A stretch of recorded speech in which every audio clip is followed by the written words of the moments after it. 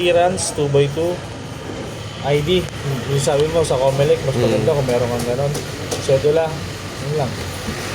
Tsaka yung ano, So wala na to, ano kasi sabi nung mga nandun, toda-toda pa public daw. to boss, public to public. Mali. Ibig sabihin pampasahero to. Ito sa inyo private lang. Okay. Gagawin niyo ba pampasahero? Hindi. Private lang. So ito lang, bali 5 lang yan. Barangay, 2x2, ID, sedula, tapos yung certification galing sa kasa. Sa kasa. Na nakapangalan sa misis mo ha. Sa misis ko. Tapos lahat ng supporting sa misis mo yun. Okay.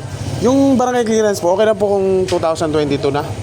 Kailangan latest. Siyempre, Okay. Ang nakalagay doon, private e-trike registration, yun yung pinaka Na purpose ng barangay. Alam naman ang big na yun. Okay. Salamat, sir.